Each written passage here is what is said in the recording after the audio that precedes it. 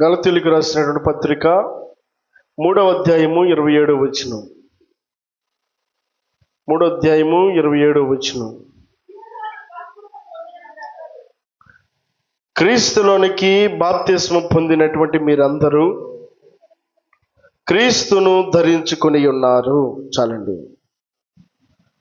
అపోస్తలుడైనటువంటి పౌలు గలతీ సంఘానికి లేఖ రాస్తూ ఆ సంఘములో ఉన్నటువంటి ప్రతి ఒక్కరిని కూడా సేవకుని యొక్క ఆలోచన ఎట్టి విధముగానైనా సరే క్రీస్తు రూపంలోకి మార్చాలన్న తపనతోటి అపోస్తలుడైన పౌలు గలతీలో ఉన్నటువంటి సంఘాన్ని కూడా క్రీస్తుతో సంబంధం కలిగినట్లుగా, క్రీస్తుకు అనుగుణమైనటువంటి సంఘముగా ఉండాలని, క్రీస్తును పోలిన సంఘముగా కనబడాలని పౌలు యొక్క హృదయములో దాచబడినటువంటి ఆలోచన దేవుని యొక్క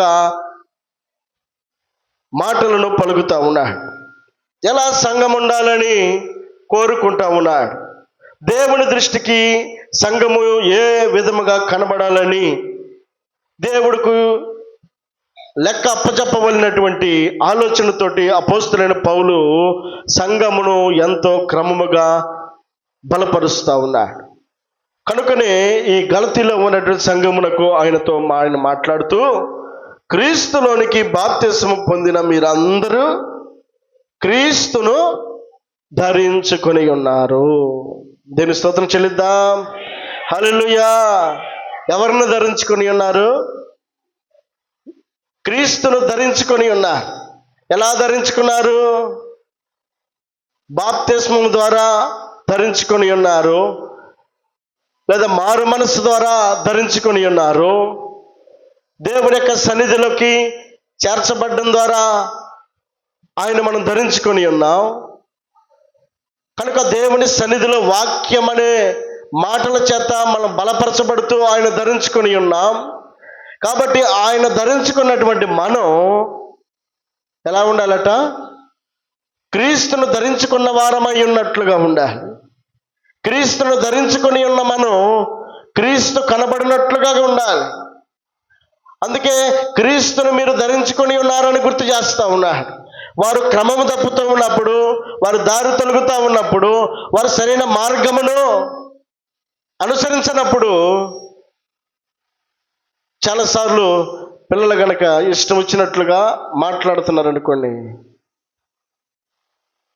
మాట్లాడుతున్నప్పుడు నువ్వు చదువుకున్నావా లేదా అని అని అంటాం. కారణం ఏంటి? చదువుకున్న వ్యక్తికి మరొకసారి గుర్తు చేసి నీ మాటలు ఎట్లా కాదు ఉండాల్సింది, నువ్వు చదువుకుంటున్నావు కనుక నీ మాటలు పద్ధతిగా ఉండాలి, మాటలు స్పష్టంగా ఉండాలి, చాలా క్రమంగా ఉండాలని గుర్తు చేయడానికి మనం ఏమంటాం? నువ్వు చదువుకున్నావా లేదా అని చెప్పని అంటాం. నీ మాటలు ఎట్లాగైనా ఉండాల్సిందే అంటే ప్రొనౌన్సియేషను, పదజాలం పలికేటప్పుడు ఆ పదాలు స్పష్టంగా పలకాలని చదువుకున్నటువంటి వ్యక్తులకు వారు చదువుకున్నప్పటికీ వారు చదువును ఒకసారి మనం గుర్తు చేస్తాం. కారణం ఏంటి? వారు అలాంటి మాటలు మాట్లాడకుండా చక్కగా మాట్లాడాలన్న ఉద్దేశంతో. అపోస్తలుడైన పౌలు ఆల్రెడీ వారు బాప్తిసం తీసుకున్నారన్న విషయం వారికి తెలియదా? తెలుసు. వారు దేవుని సన్నిధికి వస్తున్నారన్న విషయం తెలియదా? తెలుసు. కానీ దేవుని వాక్యంలో మాట్లాడుతున్నమాట, క్రీస్తులోనికి బాప్తిసం పొందిన మీరందరూ కూడా క్రీస్తును ధరించుకొని ఉన్నారు అని గుర్తు చేస్తున్నాడు. జాగ్రత్త, మీరు క్రీస్తును ధరించుకొని ఉన్నారు, మీరు దేవుని వెంబడిస్తూ ఉన్నారు, క్రైస్తవులని పిలువబడతా ఉన్నారు, కనుక మీరు జాగ్రత్త అని గుర్తు చేస్తున్నాడు. అంటే మనం ఏమి ధరించుకుంటామో మనము బయట ఆ విధంగా కనబడతాం. ఇప్పుడు డాక్టర్ అని ఎలా గుర్తించగలుగుతాం? డాక్టర్కి మెడలో స్టెతస్కోపు, అలాగే పైన ఉన్నటువంటి ఆ తెల్లకోటు కనుక ఉందనుకో ఏమంటాం? అది డాక్టర్ గారు వస్తున్నారు, పక్క జరగండి. లేకపోతే డాక్టర్ గారు కనబడంగా లేచి నిలవబడతాం. ఆయనకి ఇవ్వాల్సిన ప్రాధాన్యతను ఆయనకి ఇస్తాం. ఆయన మామూలు డ్రెస్సులో వచ్చాడనుకో మనం ఆయనకి విలువను కూడా ఇవ్వం. ఎందుకనంటే ఆయన ఎవరో మనలాంటి వాడే అని అనుకుంటాం. అలాగే ఒక పోలీసు ఉన్నాడు అనుకోండి, మన మహేంద్ర ఉన్నాడు, పోలీస్ డ్రెస్లో వస్తే ఏమంటాం? పోలీస్ అని గుర్తించగలుగుతాం.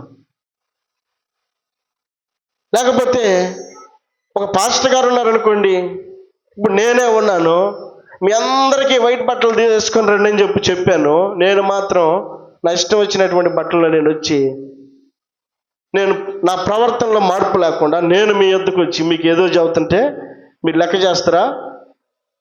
మీరు నా మాటలు పట్టించుకుంటారా? నేను ఏమై ఉన్నానో మీకు కూడా అది చెప్తుంటే అది మీరు ఆలకించగలుగుతారు, వినగలుగుతారు. క్రీస్తులోనికి బాప్తిస్మం మీరు పొంది ఉన్నారు అని అంటా ఉన్నా. ఒక లాయర్ ఉంటే లాయర్ తన కోటు వేసుకొని తన యొక్క వృత్తిని గుర్తు చేస్తాడు. అలాగే ఒక పోలీస్ ఉంటే తన కాకి వస్త్రాలతోటి తన యొక్క వృత్తిని గుర్తు చేస్తాడు.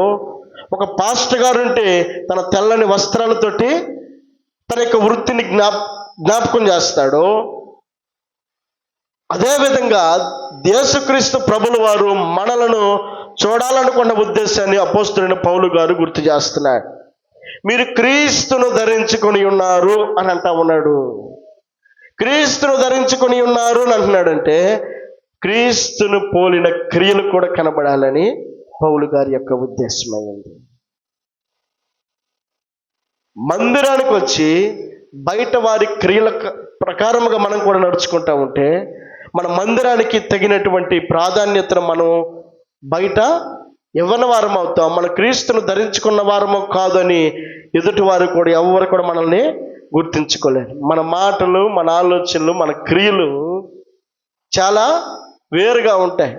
మొన్న మధ్య నేను కాఫీ తాగుదామని చిరుకురుపాడులో మీ సేవ పున్నయ్య ఉన్నాడు కదా, మీ అందరూ తెలుసు కదా, వాళ్ళ షాప్కి వెళ్తే నేను పాస్టర్ గారినని వారికి తెలిసి మా వాళ్ళు కూడా ఉన్నారు, వాళ్ళు కూడా ఎక్కడ అటు గిద్దలూరు సైడ్ వాళ్ళ బంధువులు ఉన్నారంట. అందరు కూడా కొంచెం ముందుకు సర్దుకొని కూర్చోండి అమ్మా, వెనక ప్లేస్ లేదు.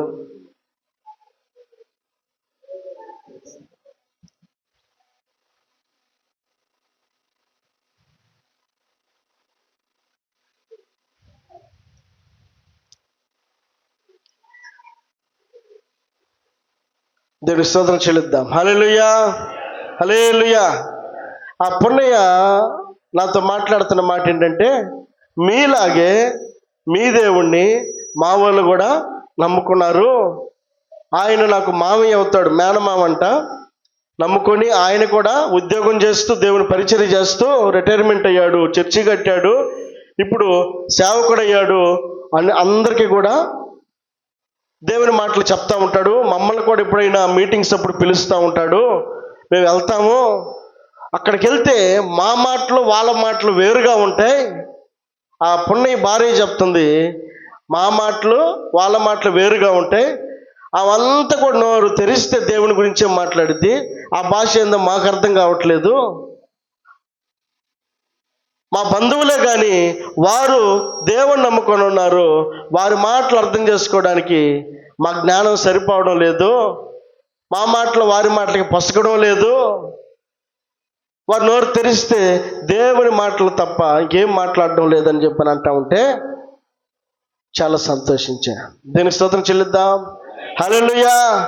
వారు క్రీస్తును ధరించుకుని ఉన్నారు అన్నట్లుగా వారి ప్రవర్తన ఒక అన్యులు గమనించగలుగుతా ఉన్నారు. అపోస్తలుడైన పౌలు గుర్తు చేస్తా ఉన్నాడు, మీరు క్రీస్తులోనికి బాప్తిస్మం పొందినారు కనుక మీరు క్రీస్తును ధరించుకుని ఉన్నారు, జాగ్రత్త అని అంటా ఉన్నారు.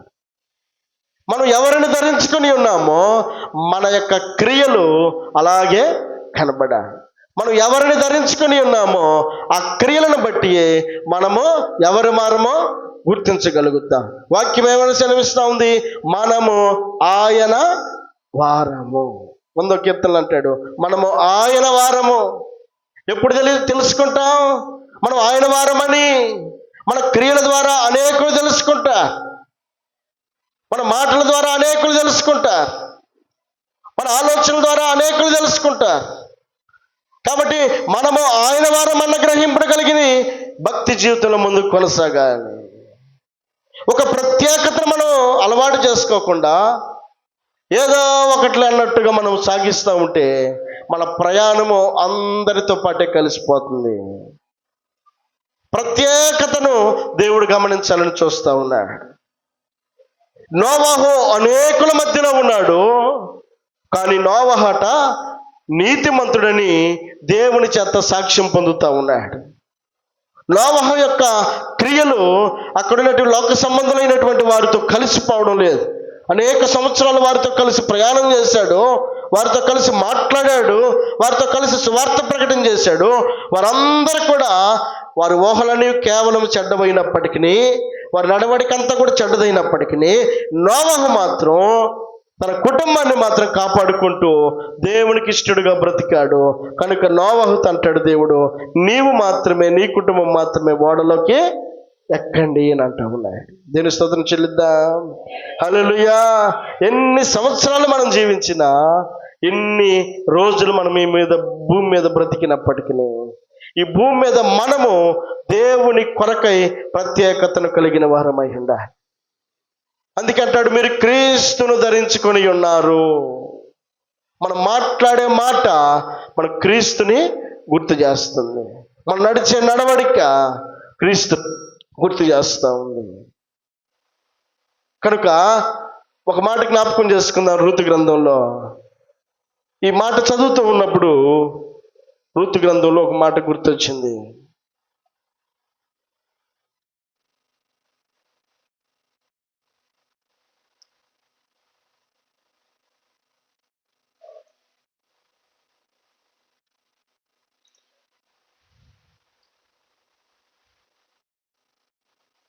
మొదటి అధ్యాయము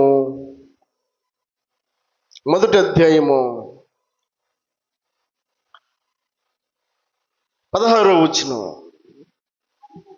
అందుకు రూతు, నా వెంబడి రావద్దనియు, నన్ను విడిచిపెట్టమనియు నన్ను బ్రతిమాలుకొనవద్దు. నీవు వెళ్ళే చోటకే నేను వచ్చేదను, నీవు నివసించే చోటనే నేను నివసించెదను. నీ జనమే నా జనము, నీ దేవుడే నా దేవుడు. నీవు మృతి పొందు చోటును నేను మృతి పొందుదును. ఒక కోడలు అత్తను బట్టి ఇస్తున్న సాక్ష్యం ఇది. వారి ఇద్దరి యొక్క నేపథ్యాలు వేరు, గ్రామాలు వేరు, స్థితిగతులు వేరు.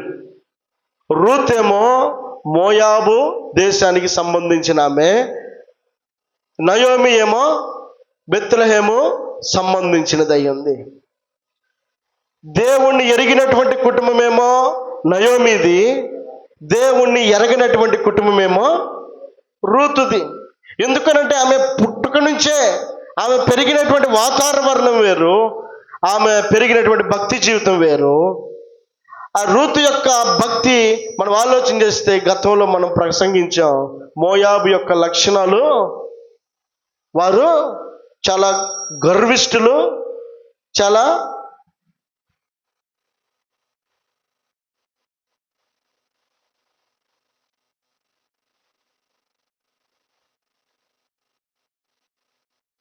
అంత మాత్రమే కాకుండా వారు చాలా పొగరబోతులు, చాలా గర్విష్ఠులు అని మోయాబీలకు ఉన్నటువంటి పేరు అది. అలాంటి కుటుంబ నేపథ్యంలో నుండి ఈ రూతును ఎందుకు చేసుకోవాల్సి వచ్చింది అని అంటే, బెత్లెహేం అనబడేటువంటి పట్టణంలో గొప్ప కరువు వచ్చింది 10 సంవత్సరాలు. ఈ 10 సంవత్సరాల కరువులో మా ప్రాణం ఏమైపోతుందో, మేము ఇక బ్రతకడానికి కష్టం అయిపోతుంది అనుకుని ఎలేమెలకు అనబడేటువంటి నయోమి యొక్క భర్త యొక్క ఆలోచన ఏమిటంటే, ఇక్కడి నుంచి మనము మోయాబు దేశానికి వెళ్దాం అని అనుకున్నా. బెత్లెహేము ప్రదేశము నుండి మోయాబు ప్రదేశమునకు వెళ్ళడానికి కారణం ఆ దేశంలో వచ్చినప్పుడు కరువు అయ్యింది. కనుక ఎలేమెలకు యొక్క మాట విని నయోమి మోయాబు దేశానికి వెళ్ళింది. మోయాబుతో పాటు వారి బిడ్డలై ఉన్నటువంటి మహులోను, కిల్యోను అనబడేటువంటి 2 బిడ్డలను కూడా తీసుకుని వెళ్ళారు. అప్పటికే వాళ్ళిద్దరికి పెళ్లి కాలేదు. తీసుకెళ్ళిన తర్వాత ఆ మోయాబు దేశానికి వెళ్ళిన తర్వాత అక్కడ ఉన్నటువంటి దేశ పరిస్థితులను బట్టి, వారికి వచ్చినటువంటి ఆ వయసు పరిస్థితిని బట్టి, ఆ వయసులో వారికి వివాహం చేయాలన్న ఆలోచనతో తల్లిదండ్రుల యొక్క ఆలోచన ఏ విధముగానైనా సరే ఏం చేశారు, అక్కడ ఉన్నటువంటి ఆ మోయాబీయులైనటువంటి రూతు అలాగే ఓర్పా అనబడేటువంటి వారిద్దరిని కూడా వివాహం చేశారు. మంచిదే, అంతవరకు బాగానే ఉంది. కానీ వివాహం చేసిన తరువాత కొద్ది రోజులకి మహలోను కిలియోను ఇద్దరు కూడా చనిపోయారు. తన తండ్రి కూడా చనిపోయాడు. మొత్తానికి మిగిలిందేమో తన అత్త అయినటువంటి నయోమి మాత్రమే మిగిలిపోయింది. నయోమి 10 సంవత్సరాలు మోయాబు దేశమున ఉందని వాక్యం సెలవిస్తూ ఉంది. ఈ 10 సంవత్సరాల్లో సహజంగా లోకము ఒక లెక్కలేస్తుంది. ఏంటంటే 6 నెలలు సహవాసం అట. మారిస్తే ఈ వ్యక్తిని అటైనా మారుస్తారు, లేకపోతే ఆ వ్యక్తి ఇటైనా సరే మారిపోతాడంట. 6 నెలల సమయం చాలంట ఒక వ్యక్తి మారిపోవడానికి. 6 నెలల సమయం చాలు. కానీ 10 సంవత్సరాలు మోయాబు దేశంలో నయోమి ఉంది. ఎలేమెలకు చూపించిన మార్గంలో ప్రయాణించింది, కానీ తన భక్తిని విడిచిపెట్టలేదు, తన దేవుణ్ణి విడిచిపెట్టలేదు, తన యొక్క బెత్లెహేము యొక్క గొప్పతనాన్ని ఆమె విడిచిపెట్టలేదంట. ఎలా గుర్తించింది రూతు? ఇదిగో రూతు యొక్క దేవుడు వేరు, నయోమి యొక్క దేవుడు వేరు. రూతు యొక్క ప్రవర్తన వేరు, నయోమి యొక్క ప్రవర్తన వేరు. రూతు యొక్క కుటుంబము నేపథ్యం వేరు, నయోమి యొక్క పెరిగిన వాతావరణం వేరు. ఏది ఏమైనప్పటికీ 10 సంవత్సరాలు ఎక్కడున్నారు? మోయాబు దేశంలో ఉన్నారు. అంటే అక్కడ సహవాసులందరూ కూడా మోయాబీలై ఉన్నారు. వారితోటి ఆ చుట్టుపక్కల ఉన్న ప్రదేశంలో ఉన్నటువంటి వారందరూ కూడా మోయాబీలై ఉన్నారు. కానీ మోయాబీయుల యొక్క ప్రవర్తనను అనుసరించి నయోమి నడుచుకుని ఉంటే, ఒకవేళ ఆ ప్రవర్తనే ప్రవర్తించి ఉంటే, ఆ దేవుణ్ణి కనుక ఆరాధించి ఉంటే, ఒకవేళ తన ప్రవర్తన మోయాబీయులకు దగ్గరగా ఉంటే, ఎలా నయోమి యొక్క ప్రత్యేకతను రూతు గ్రహించగలుగుతుంది? ఎందుకు రూతు ఆ మాట అనగలుగుతా ఉంది? నీ దేవుడే నా దేవుడు, నీ ఉండే చోటని నేను ఉండేదను. నీ దేవుడే నా దేవుడు అని రూతు అనగలుగుతా ఉందనంటే, నయోమి ఎంత భయభక్తులతోటి దేవుని యందు ఆమె తన భక్తి జీవితాన్ని కాపాడుకుంటా బ్రతికింది. ఇది మనం ఆలోచన చేయాలి. ఆమె 10 సంవత్సరాలు మోయాబు దేశంలో ఉంది. కానీ కోడలైనటువంటి రూత్ అంటా ఉంది, అత్తమ్మా నువ్వు మాత్రం నన్ను రావద్దని మాత్రం నువ్వు అనొద్దు. నీవుండే చోటని నేను ఉంటాను, నువ్వు మృతి పొందే చోటని నేను మృతి పొందుతాను. నీ దేవుడే. అంటే ఏ భక్తిని చూసి రూతు నేర్చుకుందో ఆ భక్తిని ఇదిగో నయోమి అనుసరిస్తానే ఉంది. నయోమి యొక్క భక్తిని రూతు అనుసరిస్తానే ఉంది. నయోమి యొక్క సాక్ష్యమును కాపాడుకుంటా బ్రతికింది. అక్కడ అన్య దేశంలో ఆమె ఎవరిని ధరించుకుని బ్రతికింది అనంటే, క్రీస్తును ధరించుకుని బ్రతికింది. దేవునికి మహిమ కలుగును గాక. హల్లెలూయా. 10 సంవత్సరాలు అన్య దేశంలో ఉన్నప్పటికీ రూతు మాత్రం తన యొక్క ప్రత్యేకతను, తన యొక్క పరిశుద్ధతను, తన యొక్క భక్తి జీవితాన్ని కాపాడుకుంటా బ్రతికిందట. ఎంత గొప్ప సాక్ష్యం అది! ఎంత గొప్ప ప్రత్యేకతను నయోమి కనపరచగలిగింది. కనుక దేవుని వాక్యం సెలవిస్తూ ఉంది, మీరు క్రీస్తులోనికి బాప్తిస్మం పొంది ఉన్నారు కనుక మీరు క్రీస్తును ధరించుకొని ఉన్నారు. ఈ గ్రహింపు మనలో ఉండాలి, ఈ ఆలోచన మనలో ఉండాలి. మనం చేస్తున్న భక్తి జీవితంలో మన ప్రత్యేకత ఏమిటి, మన పరిశుద్ధత ఏమిటి, మన ప్రవర్తన ఏమిటి అనేటువంటి ఆలోచన కలిగి మనం అడుగు వేయాలి. కనుక దేవుని ఎరిగి ఉన్నామన్న గ్రహింపు మన ప్రవర్తన ద్వారా మాత్రమే రుజువుపరచబడుతుంది. అందుకే ఆదికాండంలో చదువుదాం ఒక మాట. ఆదికాండంలో 41వ అధ్యాయం, ఆదికాండం 41వ అధ్యాయము 15వ వచనం. ఫరో యోసేపుతో, నేను ఒక కల కంటిని, దాని భావమును తెలుపగల వారు ఎవరునూ లేరు. నీవు కలను విన్న ఎడల దాని భావమును తెలుపగలవని నిన్ను గూర్చి వింటినని అతనితో చెప్పినందుకు యోసేపు, అది నా వలన కాదు, దేవుడే ఫరోకు క్షేమకరమైన ఉత్తరం ఇచ్చినని ఫరోతో చెప్పెను. 37వ వచనం.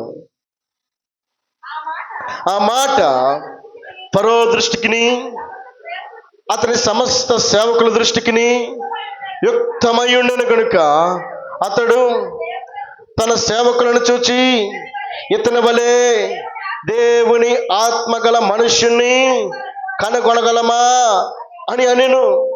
మరియు ఫరో, దేవుడు ఇదంతయు నీకు తెలియపరచను కనుక నీ వలె వివేక జ్ఞానము గలవారెవరును లేరు. చాలండి. ఎవరిస్తున్నారు ఈ సాక్ష్యం?